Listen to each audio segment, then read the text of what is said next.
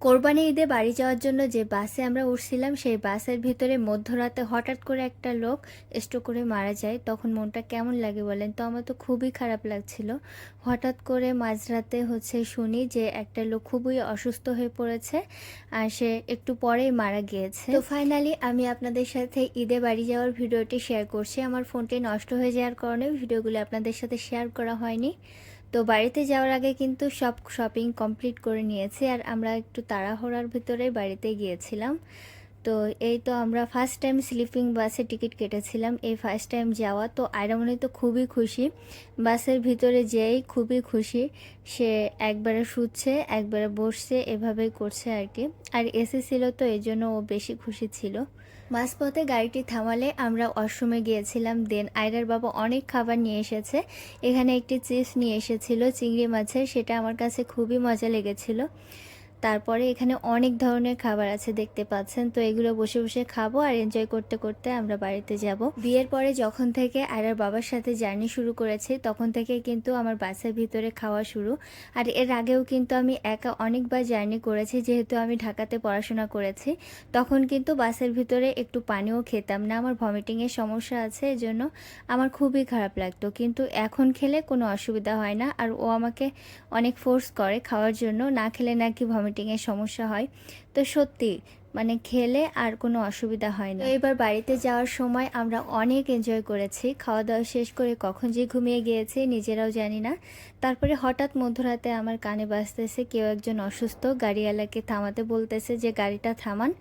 তো একজন খুবই অসুস্থ হয়ে পড়েছে, প্রায় মৃত্যুশয্যায়। তো গাড়িটা থামালো। আমরা কিন্তু তখনও ঢাকার ভিতরেই আছি।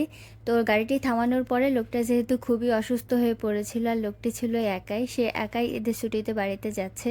তো গাড়ির অন্যান্য যারা ছিল আর গাড়িওয়ালা মিলে সবাই মিলে হসপিটালের উদ্দেশ্যে নিয়ে গেল। তো হসপিটালে নিয়ে যেতে যেতেই লোকটা মারা গিয়েছিল।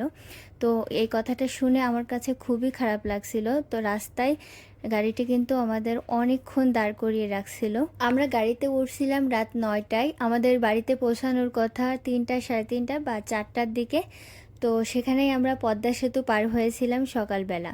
তাতে কোনো সমস্যা নেই। আমার খুবই খারাপ লাগছিল ওই লোকটির জন্য, যে লোকটি একা ঈদের ছুটিতে বাড়িতে যাচ্ছিল তার সন্তানদের কাছে, তার স্ত্রীর কাছে। তার স্ত্রীর সন্তান তার দিকে চেয়ে আছে, পথ পানে চেয়ে আছে যে আমার স্বামী বাড়িতে আসছে, আমার বাবা বাড়িতে আসছে। তো সন্তানরা চেয়ে থাকে না যে বাবা ঈদের বাড়িতে আসছে, আমাদের জন্য অনেক কিছু নিয়ে আসছে, তাই না? আর বাবার কিছু থাকুক আর না থাকুক, বাবা থাকাটাই কিন্তু ইম্পর্টেন্ট। ওই লোকটা জায়গায় যখন নিজেকে বসাচ্ছি তখন এতটা খারাপ লাগছে বলে বোঝাতে পারবো না। আসলে ওই সিচুয়েশনে যারা পড়েছেন তারাই জানেন। তো ফাইনালি বাড়িতে পৌঁছে গিয়েছি। আর মা এখানে আমাদের গাছের লিচু ডিপ ফ্রিজে করে রেখে দিয়েছিল আমাদের জন্য। তো এখানে বের করে খাচ্ছিলাম। তো অনেক গরম পড়ছিল, তো ঠান্ডা ঠান্ডা লিচু খেতে অনেক ভালো লাগছিল। আর এভাবে কিন্তু ডিপ ফ্রিজে রেখে লিচু অনেক দিন পর্যন্ত সংরক্ষণ করে খাওয়া যায়। অনেক দিন পর বাড়িতে গিয়েছি, একটা শান্তি শান্তি ফিল হচ্ছে। আর প্রত্যেকটা মেয়ের মনে হয় বাবার বাড়িতে গেলে একটা শান্তি লাগে অন্যরকম, তাই না? তো আয়রাই পুকুরটার ধারে হাঁটছিল। এটা আমার আব্বাদের বাড়ির একদম পাশের পুকুরটা, যেখানে আমরা সব সময় গোসল করি, ছোটোবেলা থেকে গোসল করে আসছি। এই পুকুরটা কাটাচ্ছে, তো এর পাশ দিয়ে হাঁটতেছিল। তো বিকেলে দেখলাম যে একটু ঝড় মতো উঠছে আর কি। দেখছেন যে গাছে আম ঝুলে আসছে, এটা আমাদের সেই লিচু গাছটা।